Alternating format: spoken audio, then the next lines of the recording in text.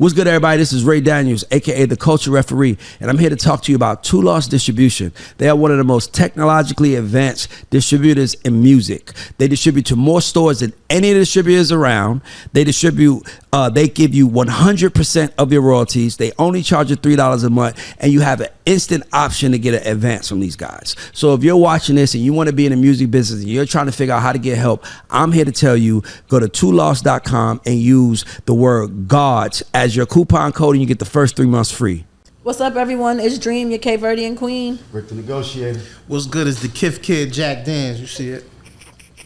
You practice that. My favorite part is when Jack says something, I look at Chad, and Chad does this thing with his head, and I don't feel bad. I literally look right at you. And I'm Ray Daniels, a.k.a. The Culture Referee, and this is The Culture Report. Let's go. Dream. Well, before we go, let's shout out our sponsors. Let's shout out to Two Loss Distribution. If you need distribution and you're not using Two Loss, you are bugging. They don't take none of your royalties. It's only $3 a month. And if you use our code, GODS, you get first 3 months free. And shout out to Tote & Carry. Shout out to Yoko Vodka. And shout out to KL Alkaline Water. And shout out to all of you, whoever's watching the show. I don't think you guys understand that you guys are the engine that helps us continue to go. So like, share, tell a friend, pull up on us, give us some comments, like tell us what you want to talk about. Like, we're trying to create an open conversation, so we want you guys to be a part of it. So DM me, Jack, anybody, The God Show. Matter of fact, DM The God Show page. We all check that, and tell us what you want us to talk about. And don't forget to follow the Blue Couch. Yeah, let's go. Jack will put that at the bottom of the screen too. So let's get into the show, Dream. Let's go. Okay, let's get into it. So Travis Scott album Utopia goes double platinum. So now fans are questioning how Travis Scott lost to Killer Mike at the Grammys. So what y'all thoughts? Well, I think a lot of people don't understand that the Grammys is not like a fan-based thing. It's more of an industry-based thing. The Recording Academy is not like a million fans. The Recording Academy is a selected number of music industry professionals that and peers that vote. Yeah. So it's not like a Kids' Choice Award where you fucking put a number, you know, 800 number, and you got or all-star voting. Like, it's not like that. You know what I'm saying? So, because they're like, we don't know. You know, a lot of people don't listen to Killer Mike. No, don't say that. Don't say a lot of people. That's not true. Well, like, you want to jump in? Not in the new generation. No. Okay, so here's the thought. People have to understand something. There's a difference between popularity and critically acclaimed. Mm-hmm. Right. There are a lot of artists who are winning right now, who are popular, but they don't have that critical acclaim. And then you have those rare artists like Kendrick Lamar, like J. Cole, like who are both, right? Hov, Ye, both. But when people start talking about who won the Grammy, Killer Mike did the work, and his album, it's also about messaging. It's also like they want the winners, the Grammys want the winners to represent where they want the world to be. Mm-hmm. So if they reward bullshit, and by the way, it's not them, it's voters. Like, all of us can be voters. Like, you have to go through a process to be a voter, but it's your peers. That's why it matters so much. So people got to stop talking about Killer Mike and age and all that other stuff, because Killer Mike he did the work. And to be honest with you, he said something one day. Killer Mike, what he said that made me want to do it. He said, made me want to see him win. He said, I am a kid who was raised in hip hop. My mom had me when she was 15.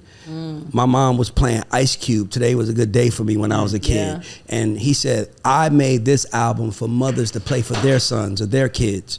And that's what it's about. Yeah. And to me, you might not know what Utopia is. You might not know what Travis Scott's mission is. His mission might just be to rage because he want to rage. For sure. Killer Mike, he clearly communicated what he wanted to do, and he did it. And that's the key. What I like about Mike too, because you know, we saw him the other night at a Grammy party and stuff, is that like he is unapologetically Atlanta, for sure, and not just, you know, in the sense of like a creative, like you know, he's Atlanta, but also like he really cares about the Atlanta community, like because that's all he talks about. Like the other night when we were all at dinner, he was talking about like Atlanta. Older artists and younger artists need to both be working with each other. Yeah, that's that facts. You know, the mayor comes out and support, not just the current mayor, but two other mayors. I think Kasim and Andre Keisha. and He's more Keisha politics. Yeah, you know what I'm saying? So like, it's like I'm just feeling like his whole aura, like in terms of like it's not just an album, like he said, it's not just for him. It was for everybody in the room. It's for a lot of other people to share in the fruits of that. So it's not like it's not coming from a selfish place. Right. Yeah, I agree. I mean, the most important thing I think you have to be as an artist now is knowing who you're talking to. The audience doesn't find you. I keep telling people 1 million songs are uploaded a week. We don't have a music problem. Yeah. We have a connectivity problem. We don't know why we should listen to your song. And if you think we should listen to your song just because it's you making it, you've already lost in the race. That's true. You have to find a way to make people care. I'm not gonna front. I heard Mike's album, a couple of records, but after I left that event months ago, I really listened to it the whole ride home, and I was like, he's right. Yeah. So I'm saying, but if Mike doesn't say that day, then do I listen? Do I do that clip? So the point is that artists out there that are paying attention, and I want you guys to understand that you have to be super intentional about what you're doing and where you're spending your time. And like Jack said, like we have been in every room with all these people, and when we in these rooms, you get to know who they are. So that would be my answer. Like we gotta shout out to Killer Mike. He's about to do the show. I talked to him last night. He said, "Bro, we done." I'm like, I can't wait to have him on. So we'll get him on the show. Let's get it. Let's go to the next one. One of my first videos was a Killer Mike video. What song was it? It was some about his car. I forgot the name, but it was like in 2004, and it was like, "You want to do a video?" I was like, "Sure." And it was a Killer Mike video, and I was like, "Okay."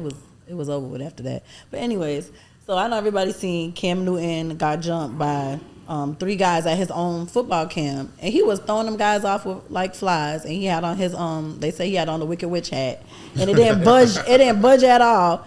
So, what's your thoughts on him getting jumped by 3 guys at his own football camp? Like, trying to jump him. I saw the clip, but like, was it like the parents of kids? Or no, it was like grown men. But we don't know why. We don't know why. We don't know why it happened. But it shouldn't have happened. This is a man that does these camps often. He gives back to the community. Comes out of his own pocket, does everything.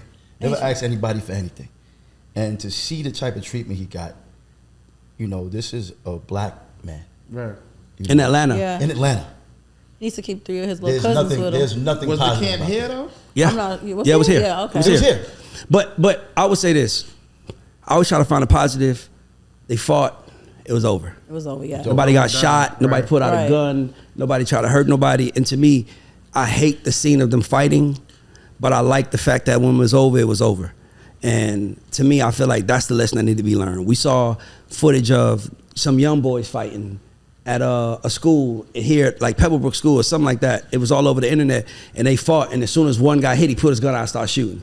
And we got to show people that it's okay to fight. Mm-hmm. It's okay to, you know what I mean, like to handle your business, and even if it's taking a loss. But I will say this: I wouldn't say they jumped Cam, because Cam is like 6'5". That's why I say he 280 pounds. He's and I think they ran up on the wrong. They fucked around and found out. They looked around, was like, "Bro, we ain't gonna beat him 1-on-1. We gotta get him together." Yo, the hat didn't move. If you see, he's just moving. But you ever seen him in person? He's nothing, but he's just so muscular and tall. But the thing about it is that solid. It's also in Atlanta. So we also, before we start, I hate talking about shit without a why, because for all we know, those was people that he knew. Like, one thing we don't talk enough about is how much we are hated in our communities by certain people because we made it. And they always say, go back to your community. But then you got to ask yourself, is it safe for me to go back? Mm-hmm. Because as much as you want me to go back and touch these kids and give money and do things there, look what happened to Nip. Yes. See what I'm trying to say? Like French Montana was just saying what happened to Chinks. Yeah. Like these guys are like, you kind of, we make it, but it's almost like you got to make it and leave your community now. Because if you make it and go back, somebody gonna be mad at you. Like there'd be people mad at me for what I'm saying, and I'm like, how are you mad? Like I can't. There's not a human in this world. I'll take Charleston White for example, that I have a problem with because of what they say. Right. Now I might have a problem with something you said, but I don't have a problem with you. Yeah. Like you know what I'm trying to say. The only way I can have a problem with you is if you did something to me, or you did something to harm someone that I care about, or harm someone a child or something. Then I got a problem with you. But I just think that, we got, if you are on the internet, you're watching this and you hear this and somebody on the internet is frustrating you, I want you to, instead of getting your fingers out typing something, I want you to go look in the mirror and ask yourself, why does someone you don't know bother you so much? Right. Because I get comments from people all over the world. I've only responded, and a lot of negative too. I've only responded to like 1 or 2. I responded to about maybe 5 or 6, but it was never like to argue back. It was just like, oh wow, look at you. You can't give your opinion without calling me a clown. Right. Yeah. You don't even know me, and you don't call me a name, or don't listen to this dumbass nigga. Here we go. You're calling me a dumbass nigga. Look at your life and look at my life. Who's the dumbass nigga that you should be listening to? Yeah, that's true. You know what I mean? But that's how I would respond. I don't like, you dumbass nigga. I don't know you. Yeah, kill him with kindness. Yeah, like it's not even killing with kindness. It's killing with realness. It's like, how are you so bothered by what another man said? And mind you, there were times where I was bothered by what other men said. Right. But I had to realize it was because I wasn't where I wanted to be. And I had to make those changes to me. And now, honestly, there's nothing anyone can say that will bother me, because I know who I am, and not only that, nobody's words affects my money. Actually, sometimes negative comments is how you get rich. Donald Trump was the most hated man in the 2016 election. Mm-hmm. He was all we could talk about, and eventually he won. So sometimes when we worried about those things, you got to just look at it from that standpoint. The whole point of us, what we're doing, is to make the world better. And I can't make the world better by acting like the people that make the world worse. So if you want to make the world better, fix yourself and then come back outside. But y'all niggas that's outside complaining about how the world is and ain't doing nothing for yourselves, y'all niggas are losers. And I'm gonna say that to your face. By the way, I was once a loser. If it don't make dollars, it don't make sense. I was once a loser. So I can say that because it takes one to know one. For sure. And once I made those changes, my life changed. I ain't gonna lie, Cam was looking like Goro or fucking M. Bison or something. Like, it was like 3 or 4 of them trying to. Look like the man raiding on Mortal Kombat. Yeah, it was like a video game, like an end boss type shit. He definitely held it down. Yeah, he was. It's Atlanta. Salsa, yeah. Atlanta. It was some Atlanta shit. I hate that I was on camera, but it was on camera. It is what it is. Wow. Okay, anyway, so. What's good, everybody? This is Ray Daniels, a.k.a. the Culture Referee. And if you were wondering who this beautiful woman sitting next to me is my sister, Tiffany Daniels Sy. Let's give it up for my sister. Everybody can clap. This is good. And my sister she's the most talented person in the family. And we started a family business, a signature scent company. So if you smoke a lot of weed in your car and you want to get the scent out, you have to check out these scents. I know guys that use it for the weed. I know people that use it for cologne, and everywhere they go to get compliments. We make candles. We make room sprays. We got them in kits. So if you want to buy something for your loved one or anybody that you care about, hit us up, LorraineCo.com. And we're going to put the website at the bottom of it. But support this black business, support this black woman, and order, I promise you guys. As a matter of fact, use the word gods and we'll give you 15% off. I just made that up, so if my sister's face looks crazy, don't get mad at her.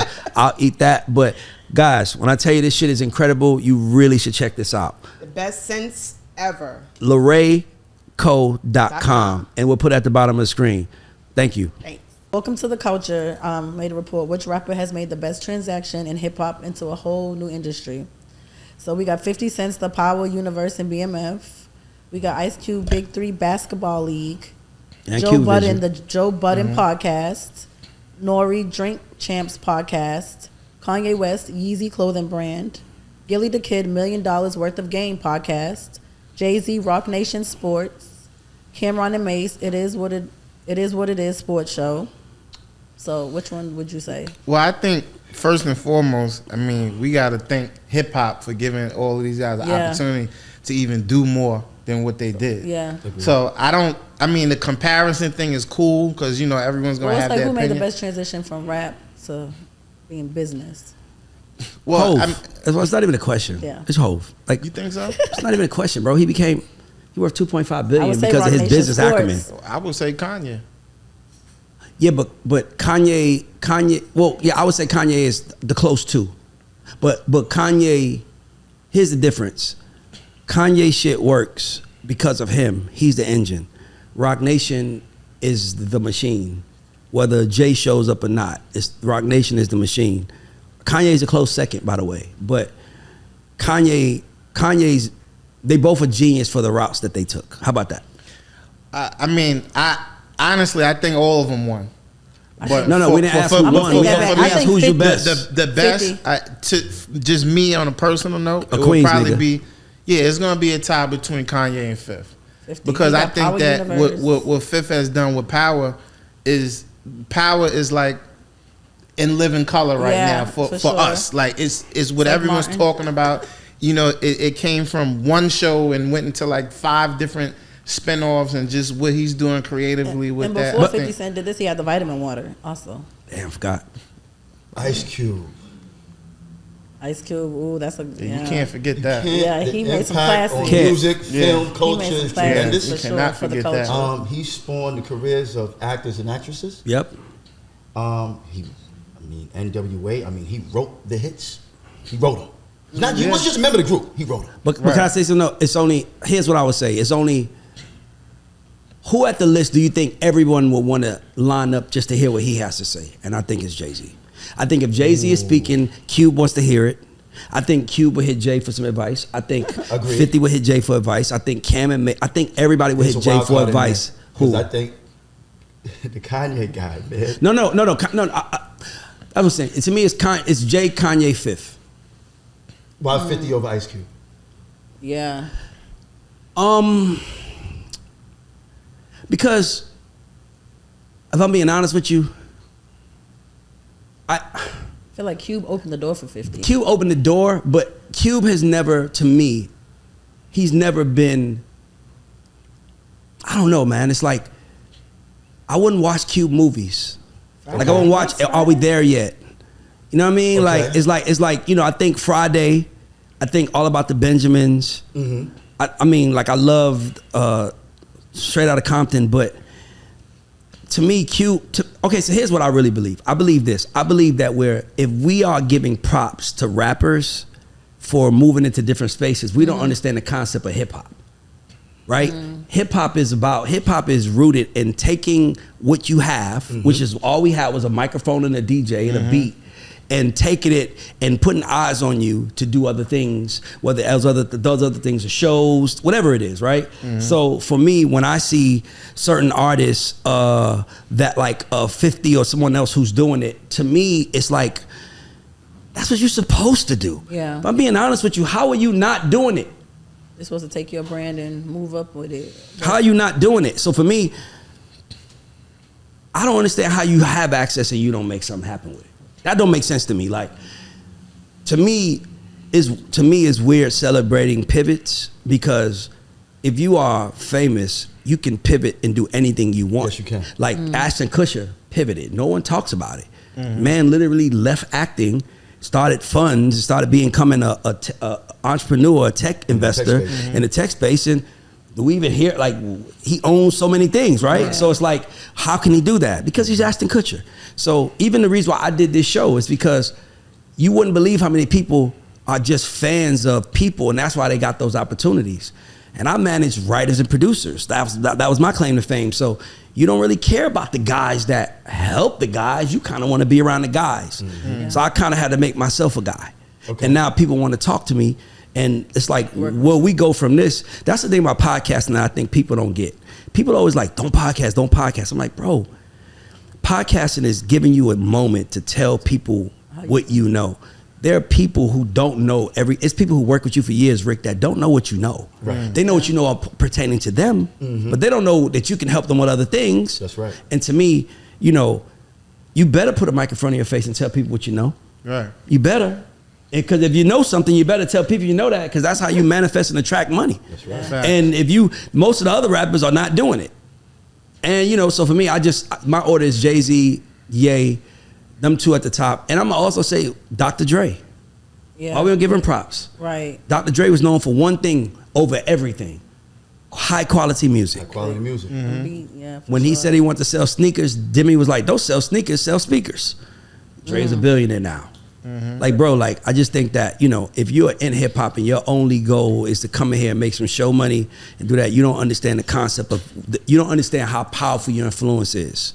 You can change the world with one tweet. You can change the way people think with one statement, and you're sitting there trying to just do shows. So for me, I'm not surprised. I think we look at it wrong.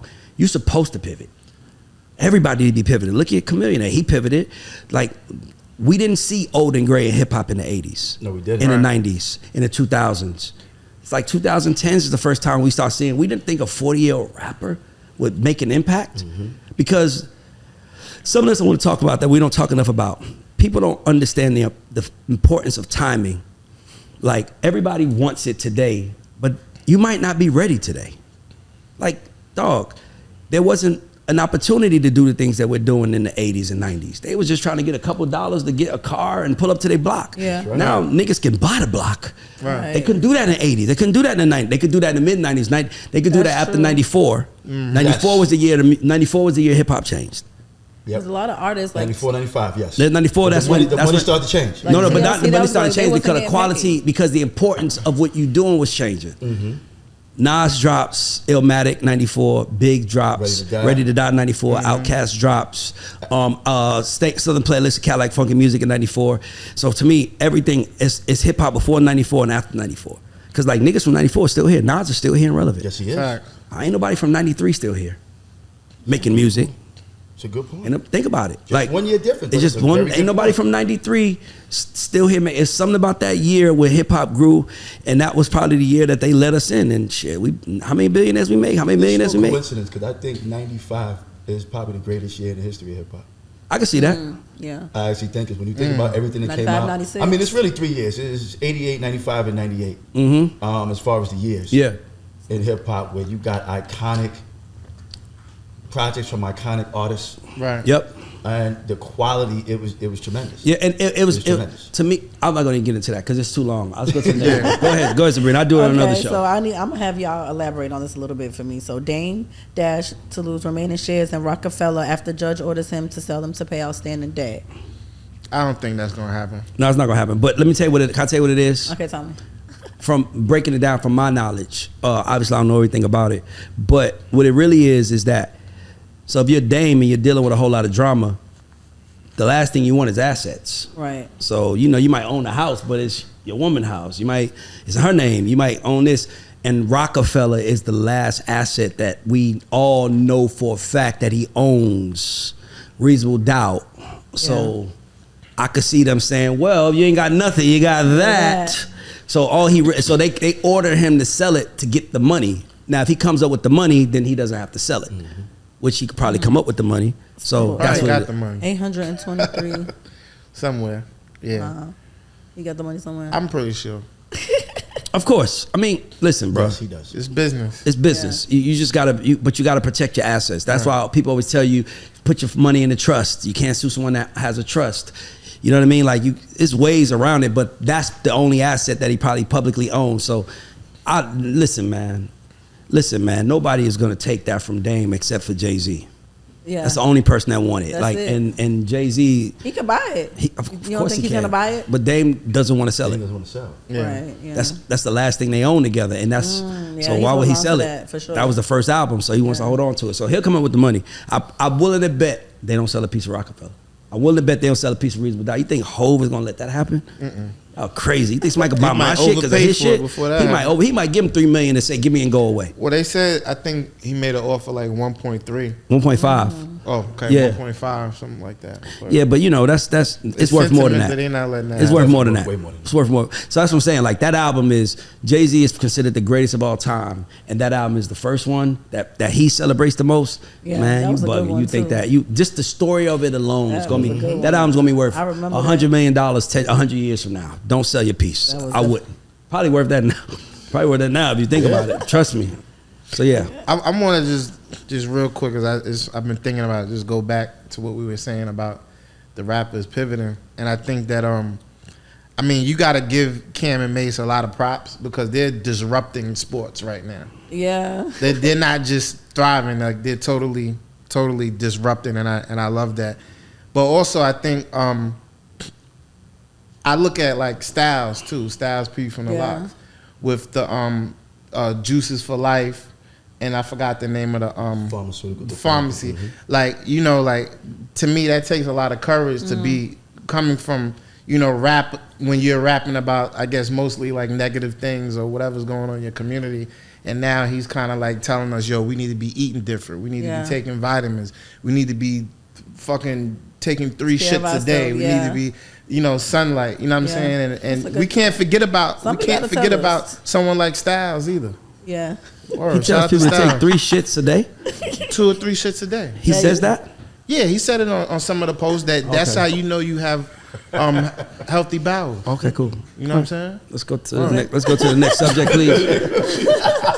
Word. Nah, Okay, real so- talk Shit though. today, I'm like, what the fuck are we talking about? You could have said Okay, so bowel you- movements. You could. This nigga man. went so low vibrating, Listen, 3 man. You know shits. Jack gonna say it. He ain't gonna No, go say ahead. it. Let's go to the next one. Get Okay, right so to it. you know your boy Kanye, he's back on the internet. Adidas put out some Yeezys, and Kanye West is not feeling that. He's trying, they stealing his designs. And on top of that, we're gonna say Vultures this is the second week for it being number 1 on the charts. Yeah. So Kanye West about the Adidas, he just been on a rant. I This think I got week. 7 songs on that album. Yeah. 7? Who got Damn. 7? You do? And Carnival, the record, the single. My producer, Digital Nas, did it. So what I y'all- love the shout out he gave you too. Like Oh, yeah, that that's was my some bro. real shit. Yeah, for sure. That was some real Yeah, shit. I So, seen that. what were you saying though? That he said Okay, Adidas so- in his shoes. So Yeezy, I said so. Adidas is putting out Yeezys, but Kanye, he severed the relationship with Adidas, Of course. for the Yeah, the they had to. anti-Semitic whatever they had to going on. So now they're putting out his Yeezys.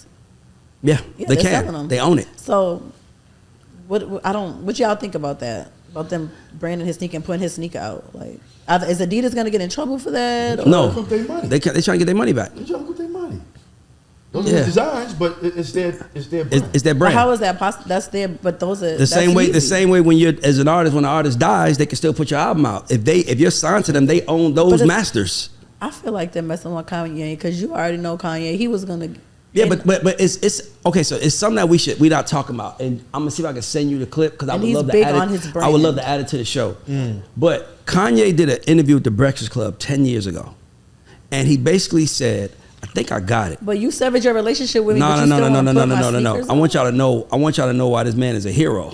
Like I want y'all to know why this man is a hero. And I they think. wonder why Kanye always on the rant because they always doing something to him. Please tell me I got. So if somebody sent it to me, I hope I can find it. But I found it. But anyway, Kanye was on the Breakfast Club, and he was basically saying like Charlamagne, who I love, but Charlamagne be giving Kanye the worst time. Yeah. And Charlamagne is like, Kanye, why are you selling your shit at the price you're selling it at? And Kanye kept telling him, I don't have control over the pricing of my stuff. And he was like, of course I want to sell it for $20, but they won't let me. He said, I didn't price the first Red Octobers. I didn't price those. They did. I don't did, price my yeah. clothes. So everybody's mad at me, and I don't have control over that. And look what he does 10 years, 11 Price years his later. He own gets out clothes. his deal, and he sells everything for $20. And so to me, I feel like everybody, Charlamagne especially, owes him an apology because y'all give him such a hard time. Maybe Kanye's biggest problem is his ability to communicate properly. Maybe that's his biggest problem, right? His ability to express himself in the right tone or express himself in a way that makes people Yeah, digest I it. can speak on Because that. I feel like people are so mad at him. They're like, you're famous. Yeah. He exposed the apparel world and became a billionaire and sacrificed his billionaire status to show us who they were. They was mad at him when he had make Trump again. He was with Trump. They was mad at him for that. well, That's Now something different. everybody That's something with different. Trump. I'm only gonna talk about that's something totally different. Yeah. But I also think his reason for Trump, in my opinion, was because he wanted to know the other side. And it was like, if I come to y'all side, They was y'all to giving him a teach me hard those time things. for that, too. Because it's one thing that you can never say about Kanye. I don't give a fuck who you are. He's gonna do He's his never switched up on black people. Never. Not one time. Not one Not time one has time. he ever spoke out against black people. He spoke out. He's never switched up on black people. And for me, it's like whether it was George Bush don't care about black people. Legendary. Right? Whether he's always spoke up for, Kanye has always spoke up for the oppressed. Don't forget, he's the first person to come on record and say, gay is the opposite of hip hop, and I don't like that. Like, why can't gay people be in hip hop? Kanye did that interview 9 years ago. He's always spoke up for the oppressed. So, to me, when people like Charlamagne or people try to kill him, it's always kind of like, well, you owned? Yeah. Because if you hear what he's saying from his first album, he's always spoke as a free nigga. Yeah. For sure. Like, he gave us the answers even when it was unpopular. Yeah. He told us things even when it meant he was gonna lose. And to me, to watch us turn against him, my generation, Charlamagne the God, it bothers me because it's like, Charlamagne, you came up differently. You came up in iHeart, and you have the Black Effect Pod Network, which is amazing for black creatives. But iHeart did that. iHeart gave you the money and the access to do that. You own it. Yeah. But what about niggas that want that don't have iHeart, Charlamagne? Like, what about them? So how they get there? They got to make a different kind of noise. Right. So and to me, and to be honest with you, Charlamagne built his career making noise. Right, so why are you hating on another man making noise? And by the way, Charlamagne is one of my favorite people in the world, but I just have to say that because I get mad at how he crucifies Ye for the shit he does. But man, let me tell you our story really quick.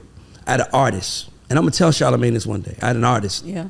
We was on a promo tour from Atlanta, from Florida. We started at the MTV Music Awards 05.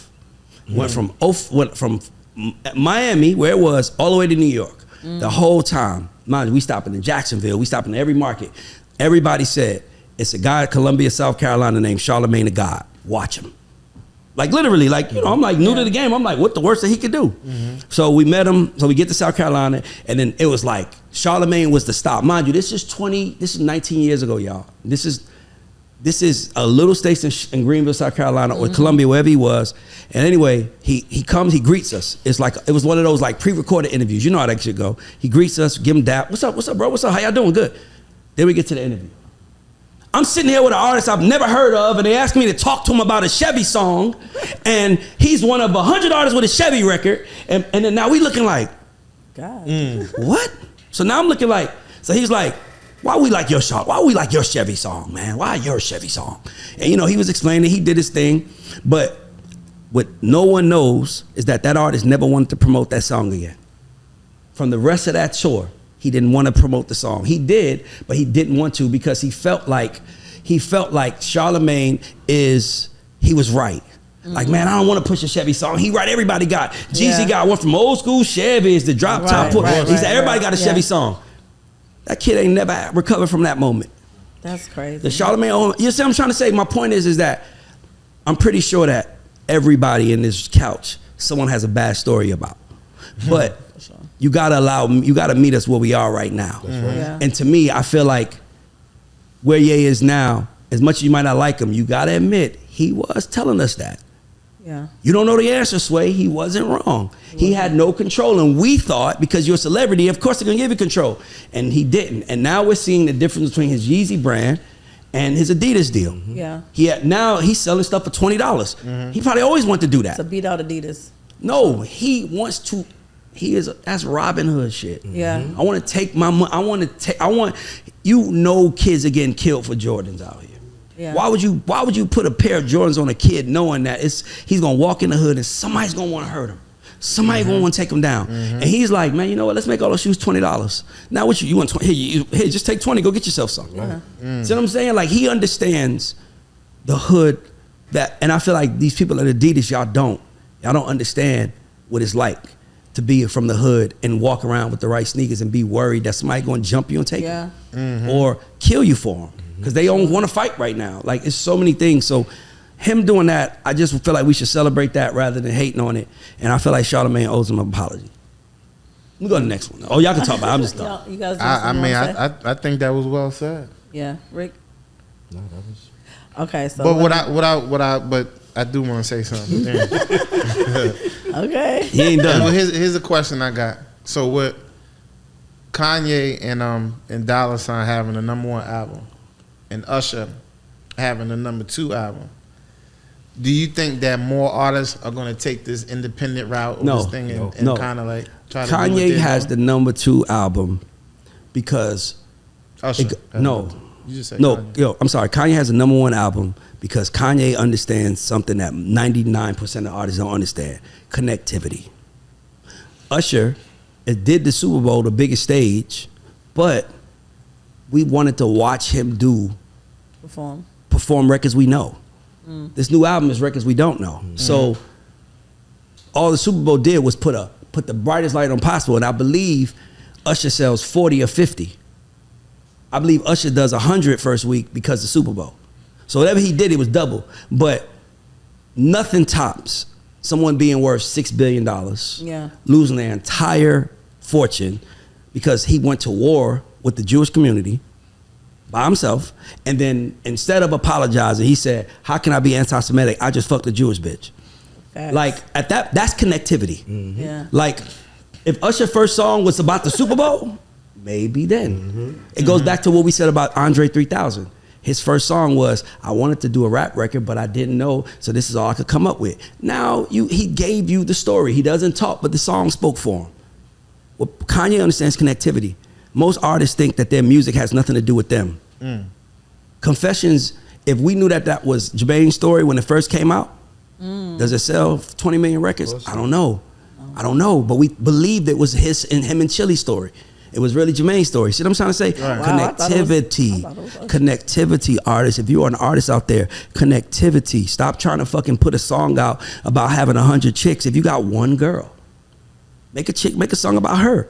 Stop putting the music out about how much money you have if you in the struggle. There's more people in the struggle than there are rich. Talk about the struggle. Everybody wants to be rich. And you don't have to talk about the struggle from a struggle standpoint. You know, let me give you a struggle song. I'm gonna give you a struggle song that makes us feel good. I want to be a billionaire so freaking bad. That's a struggle record. That's everybody in the world. I want to be a billionaire. I want to be on the cover of Forbes magazine, smiling next to Oprah and the Queen. Every time I close my eyes, I see my name in shiny lights.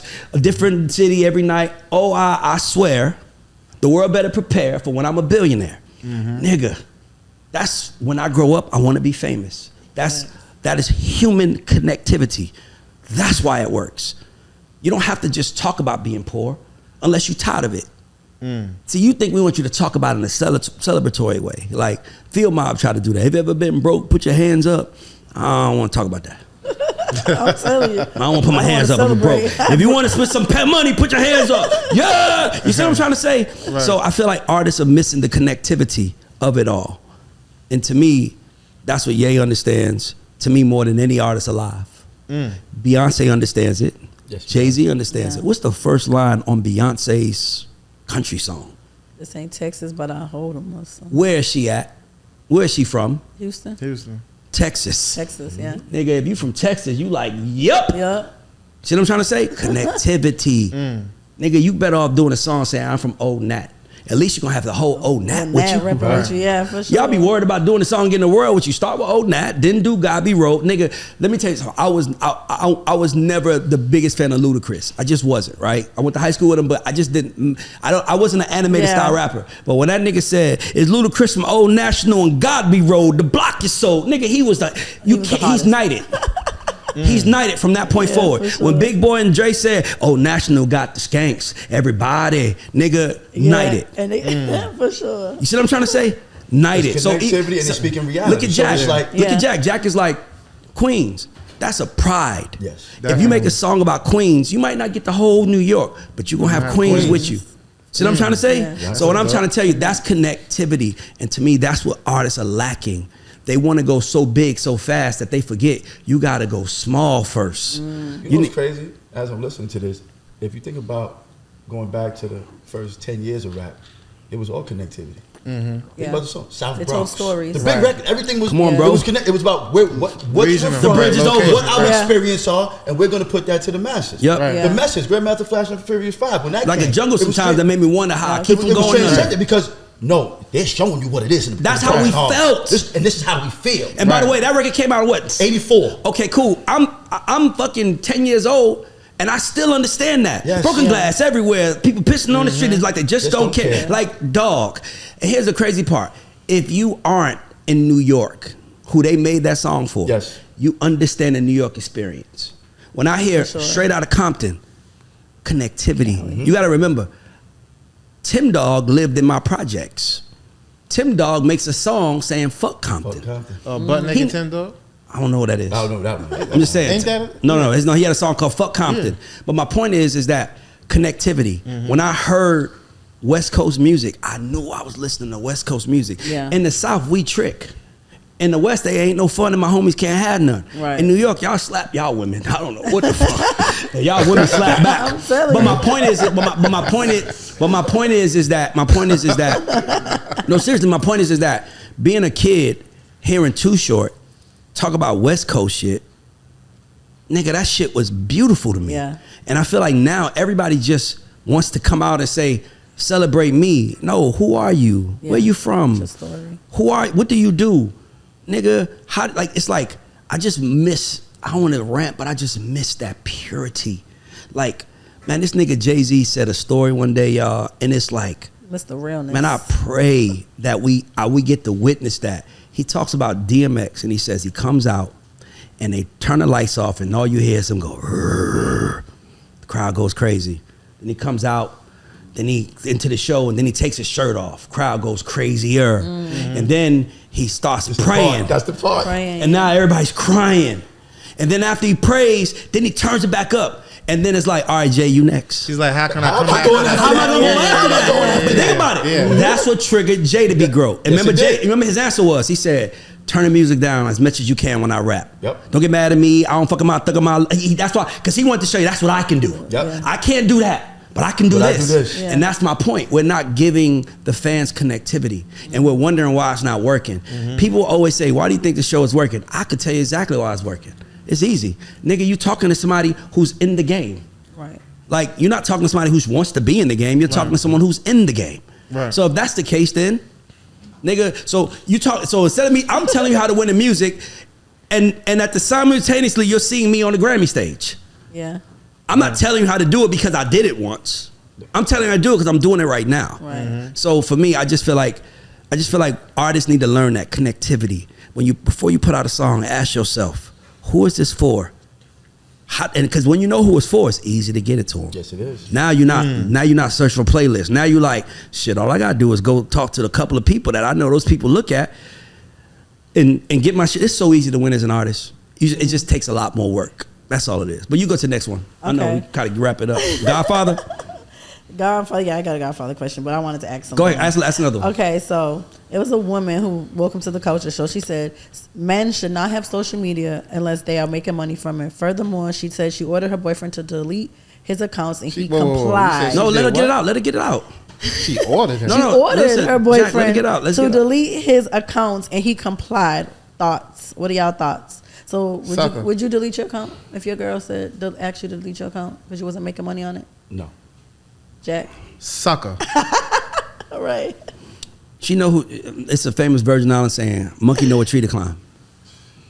Like, you know when you're dealing with a beta male. You know you're dealing with there's so many different versions of males. KG, what are the other versions? Alpha, beta. Do you know the other ones? So you just gotta hold yourself. No, like, but Sassy. hold the temptation. Sucker. Like, y'all need to learn how to hold the temptation. But I will on say Instagram. this. But let me say this: she's right for Yeah, everybody. it's a lot of temptation. No, that's not why. Let me get no. Okay, I'm gonna let you get She's out. right.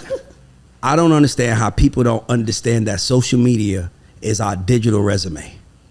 And if you're using social media to post a picture of yourself to say, hey, look at me, without trying to attract something, you don't understand the concept of social media. Yeah. If you got to look at it like this, we all are our own media companies at this couch. Right. We can press a button and talk to a certain amount of people, right? If you got 20,000 followers, I can press a button and talk to 20,000 people. Now, how can I talk about what you're doing to make us some money? It's the same concept. Yeah. She's not wrong that you should be using social media to make money, but what is she doing? That's what I would ask, right? Because I'm not gonna lie, some people aren't good at it, but social media is the devil. Okay, so from or it could be God sent. It depends on how you treat it. If it's the devil, if you're using it to get chicks, and that's what it's for. But if you're using it to make money, man, I always tell people, you want to know how if you're using social media wrong? If you have more followers than you have money in the bank. That's true. I'm being honest. If you have more followers than you have money in the bank, then you don't understand the concept of social media. Because if you could talk to 20,000 people, that means you could make $20,000. You just have to figure out how to do it, I right? just feel like there's a lot of temptation on social media. Like, you might have your page, like, and all you see is girls with BBLs and titties dancing, twerking. Like, that's what pops up on your timeline. Like, with men, I know that happens a lot. You might just get on social media. Next thing you know, it's just women everywhere. Next thing you know, you sliding in the DM. Temptation is a motherfucker. When you're not, you're not handling business, you on Instagram looking at. Temptation is a motherfucker, and Instagram can be motivational quotes. No, you're not. No, I only like for me. I follow animal pages. Yeah, I love following animal pages because I like to see the unfairness of it all. I like to see. What's your favorite animal?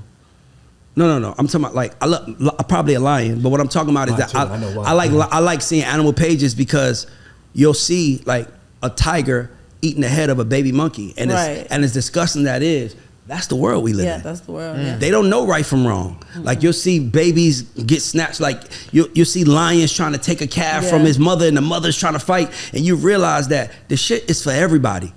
The whole world is a jungle. We just a more sophisticated jungle, but it's still dog eat dog. So my thing is like, I just see in women. It's like shit. I'll tell every man out there, when you see a fine chick, instead of looking at the fun you can have with her, look at how much it's gonna cost you, time and money. I guarantee if you do that, you change your mind. Cause the finer she is, the more she expects. That's true. The more you're gonna have to do, and then once you do it, you realize it wasn't worth it.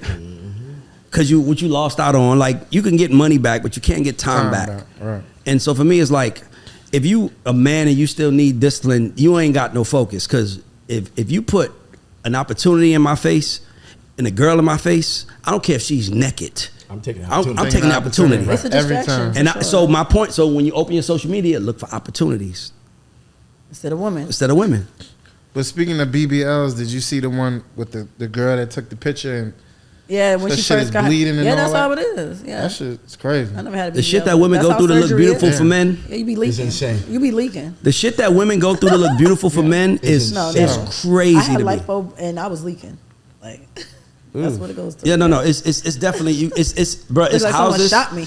See, you can't do that though. But the recovery house? No, you fucked up. You're a fucked up person. How am I fucked up? I'll tell you why. He said you had a Because you enjoy BBLs when you see them. Yeah, I never told you that. I've seen you see them, and it'd be like, wow, she got a nice butt. Yeah, so let's be. My point is this: is that instead of saying ill, I just got to give women credit for the things they go through to look pretty for us. Yeah, and in return, I would ask women to give us credit for the stuff that we go through to make sure we can provide for y'all. That's true. We all give each other credit. We all be happy. Right. Let's start giving credit. Don't we have an episode? Don't we have a segment called Credit Check? That's why I do it. Give me credit. So I'm gonna give you ladies credit for going through that to look beautiful. And you know, men, it's working. It's working. I've never seen a man complain about BBL in my life. Never. Unless it's too big. hard. But I think the craziest shit I be seeing now. Now ass shots. And thank God. Whole different ballgame. You ever see like a dude put the wig on and the barber cut his hair? Oh no! I've never seen the that. wig fitteds. Yeah. What? That Yeah. shit is crazy. How is it crazy? Is men going through the same thing that look nice for women? They have everything that you could think for women hair wise. They have for men. You can Y'all do went far extensions, with the you beige get the fake dreads. You can do and everything. the hairline. Man, I mean, I don't know, man. Next one was good. Maybe See, I've 2024. Maybe man, I've been fucking sleeping somewhere or something. You better like get with it. Times is different, man. Okay, so y'all, I was out last night and I was just in the club, right? So a question just came into my head and I wrote it down. So I had a question for y'all. So since there's more women than men in the world, meaning our choice of men is very small, do you think this is why we always end up making bad decisions? Because even the lamest nigga got 3 hoes. Ooh, she just motherfucking laid it. Came out here That's her. She talking. came out to fight. Yeah, came out talking.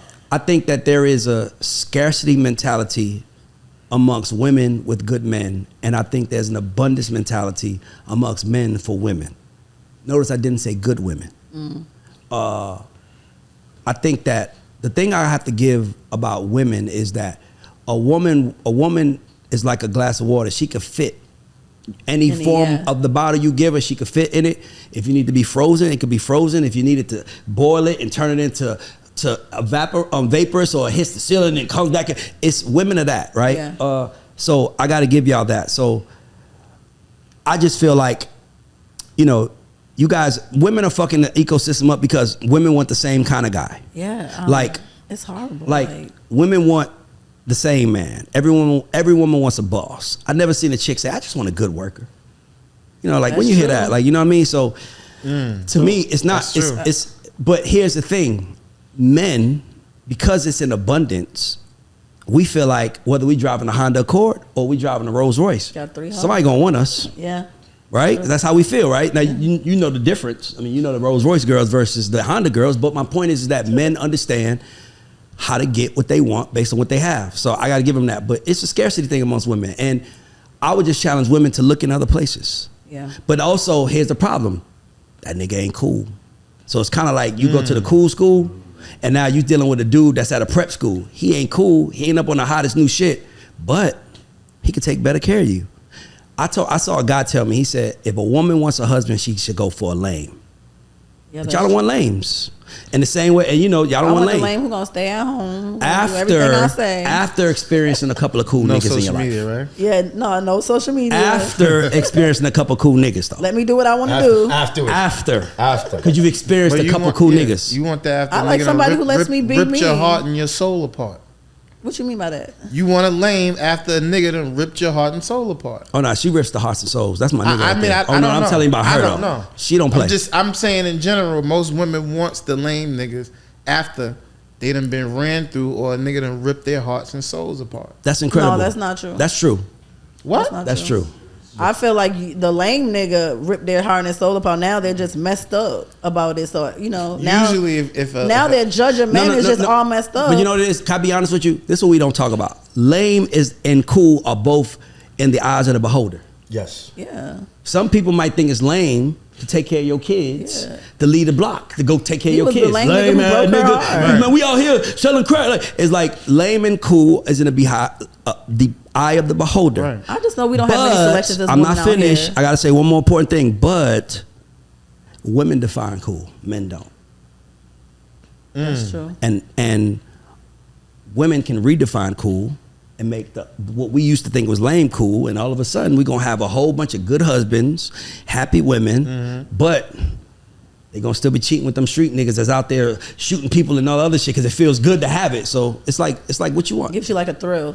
Yeah. Gives you like a little thrill. Yeah. But I just was because I was looking around. I'm like, it's so many women in here and not enough men. And I was looking around. I'm But like, that's just look at Atlanta, I this think. lame man with like he got like 2 hoes on his side. I'm like, what are y'all? Were they like, at a table? He was buying drinks. Yeah, he was. I was like, what are y'all Exactly. He was A buying women, them drinks. women They was at don't the know. bar. We don't talk enough about how women But he use was niggas so- in the club. Oh my God. doing? Let's talk A about it. 'Cause I'm lame one of nigga, a them. lame Yo, nigga should say I that. go in there with Yo, $40 when you- and I'm balling. Listen, I don't know how many times that I've been out.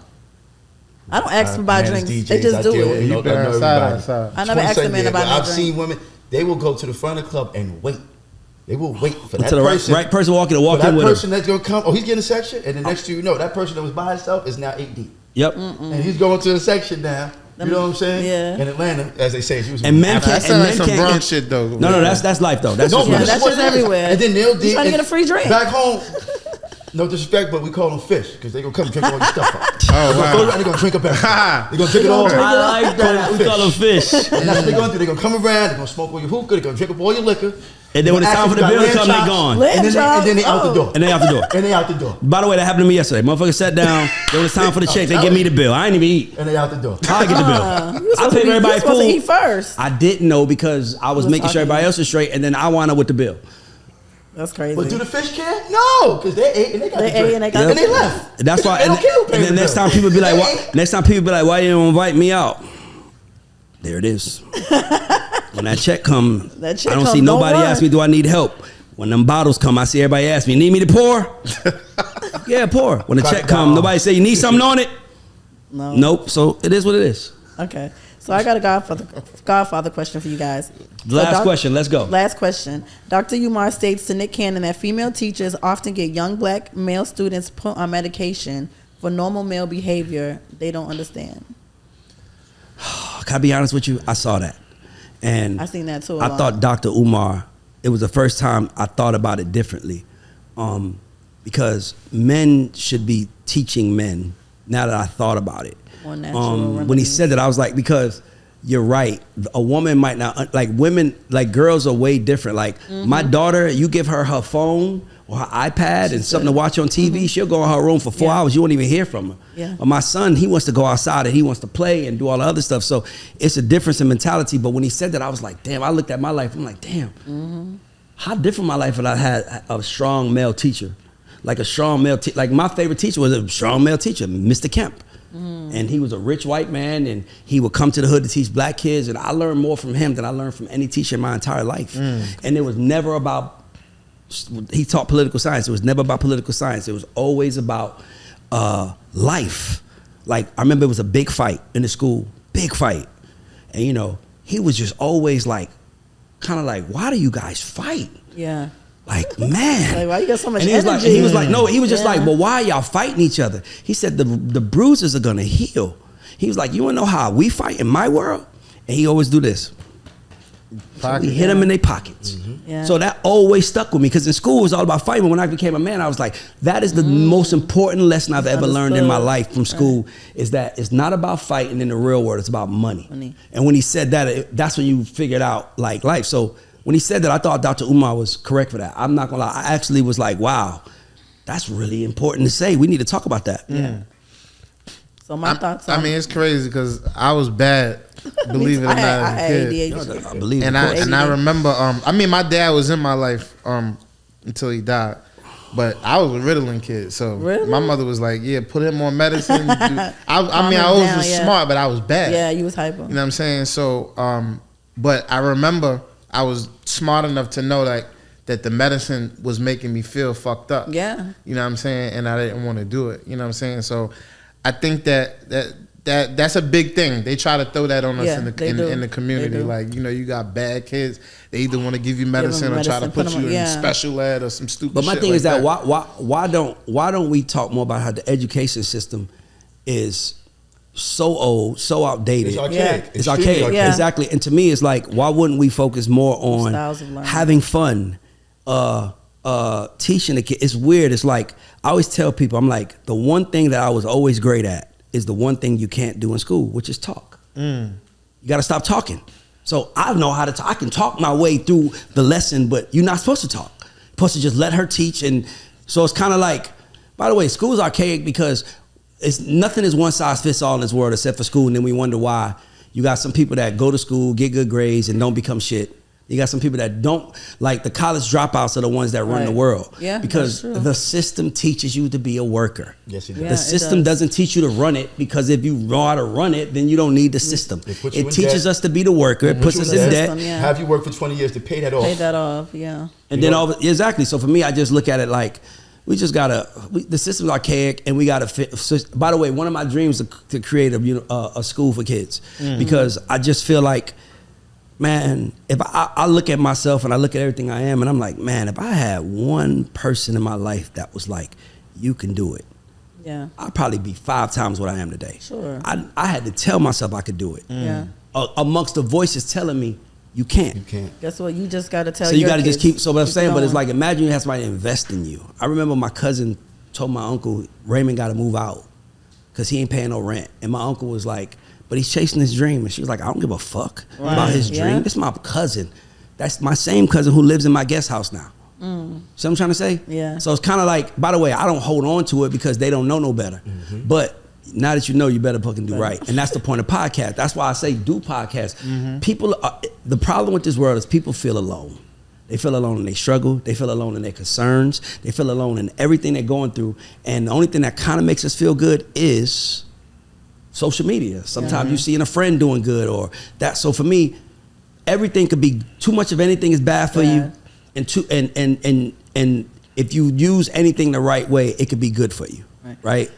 I just feel like as moms, they should, instead of putting your kids on medicine, you should try some natural herbs and remedies or do something else, instead of putting your kid on Ritalin. Don't just listen, you need, your kid might be a little hyper, because I was a hyper child, but I tried other things. My mom, she African, so she gave me different things to do, like, go meditate, go do yoga, whatever makes you feel good, instead of to calm you down, instead of putting me on the drugs. But I just want to end it. I got one more question to ask y'all. I got to get mixy with y'all real quick. Oh boy.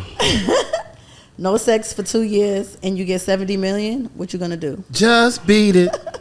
Beat it. But is it no sex for 2 years and you get 70 million? What you gonna do? Solo sex? It didn't say no masturbation. Solo It's sex. That's solo sex. But is masturbation a part of sex?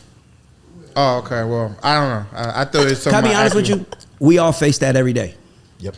That's every man's decision. Chase girls or chase money. Because if you chase girls, you lose opportunity to make money, and if you chase money, you lose opportunity to get with women. So that's every man. 70 million. Yeah, I could do it. I could go 2 years. You're a woman. I could do it. Easy. You're a woman. It's easy for y'all. Easy. Y'all don't I like us. We are the hunters. It's easy for y'all. Let me ask you I'll a be question. up 70 million, y'all. Since you've been having sex, what's the longest you've been without having sex? I